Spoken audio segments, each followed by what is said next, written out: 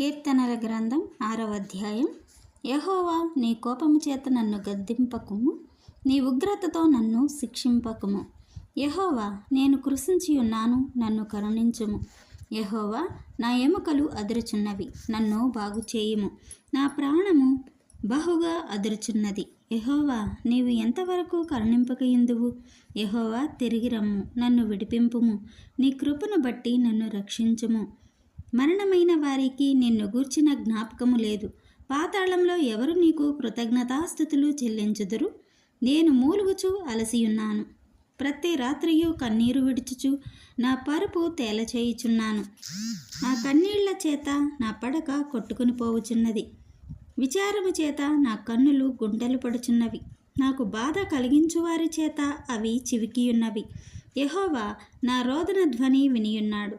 పాపము చేయువారలారా, మీరందరూ నా యుద్ధ నుండి తొలగిపోవుడి. యెహోవా నా విన్నపము ఆలకించి ఉన్నాడు. యెహోవా నా ప్రార్థన అంగీకరించును. నా శత్రువులందరూ సిగ్గుపడి బహుగా అదురుచున్నారు.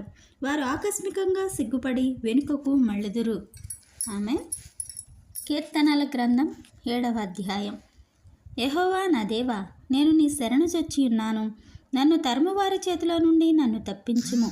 నన్ను తప్పించువాడెవడనూ లేకపోగా వారు సింహం వలె ముక్కలుగా చీల్చివేయకుండా నన్ను తప్పించుము. యెహోవా నా దేవా, నేను ఈ కార్యము చేసిన ఎడల, నా చేత పాపము జరిగిన ఎడల, నాతో సమాధానంగా నుండిన వానికి నేను కీడు చేసిన ఎడల, శత్రువు నన్ను తరిమి పట్టుకొననిమ్ము. నా ప్రాణమును నేలకు అణగద్రొక్కనిమ్ము. నా అతిశయాస్పదమును మంటిపాలు చేయనిమ్ము. నిర్నిమిత్తముగా నన్ను బాధించిన వారిని నేను సంరక్షించి తిని గదా. యెహోవా, కోపము తెచ్చుకొని లెమ్ము.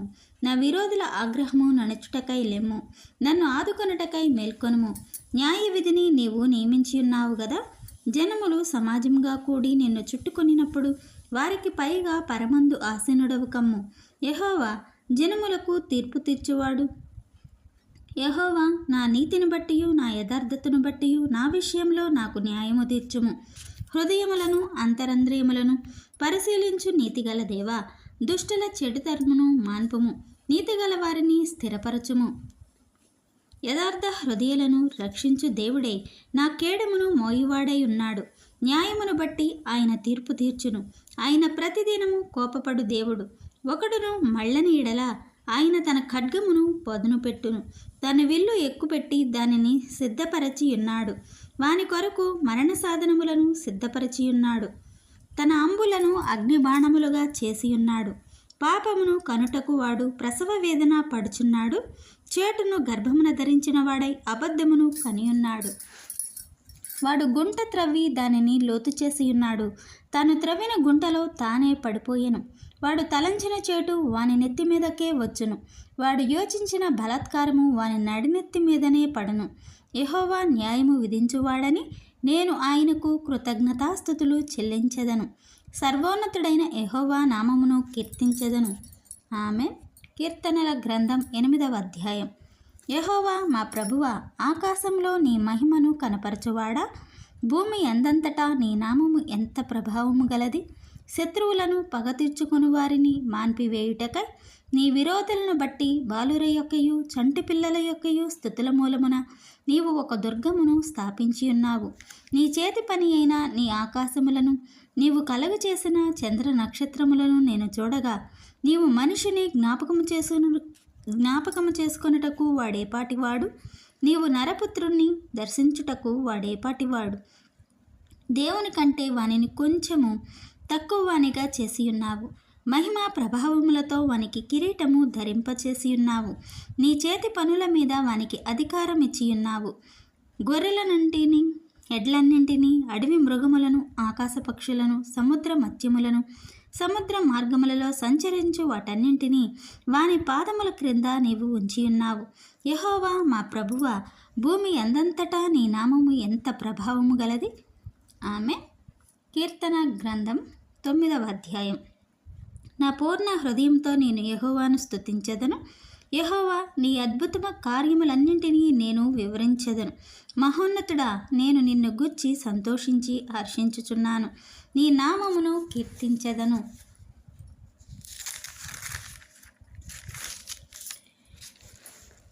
నీవు నా పక్షమున వ్యాజ్యమాడి నాకు న్యాయము తీర్చుచున్నావు. నీవు సింహాసనాసీనుడవై న్యాయమును బట్టి తీర్పు తీర్చుచున్నావు. కాబట్టి నా శత్రువులు వెనుకకు మళ్ళెదురు. నీ సన్నిధిన వారా జోగుపడి నశింతురు. నీవు అన్యజనులను గద్దించియున్నావు, దుష్టులను నశింపచేసియున్నావు. వారి పేరు ఎన్నటికీ నుండకుండా తుడుపు పెట్టి ఉన్నావు. శత్రువులు నశించిరి, వారు ఎన్నడూ నుండకుండా నిర్మూలమైరి. నీవు పెళ్లగించిన పట్టణములు స్మరణకు రాకుండా బొత్తిగా నశించెను. యెహోవా శాశ్వతంగా సింహాసనాసీనుడై ఉన్నాడు. న్యాయము తీర్చుటకు ఆయన తన సింహాసమును స్థాపించి ఉన్నాడు. యెహోవా నీతిని బట్టి లోకమునకు తీర్పు తీర్చును, యథార్థతను బట్టి ప్రజలకు న్యాయము తీర్చును. నలిగిన వారికి తాను మహాదుర్గమగును, ఆపత్కాలములలో వారికి మహాదుర్గమగును. యెహోవా నిన్ను ఆశ్రయించు వారిని నీవు విడిచిపెట్టువాడవు కావు. కావున నీ నామమెరిగిన వారు నిన్ను నమ్ముకొందురు. సియోను దాసి అయిన యెహోవాను కీర్తించుడి. ఆయన క్రియలను ప్రజలలో ప్రచురము చేయుడి.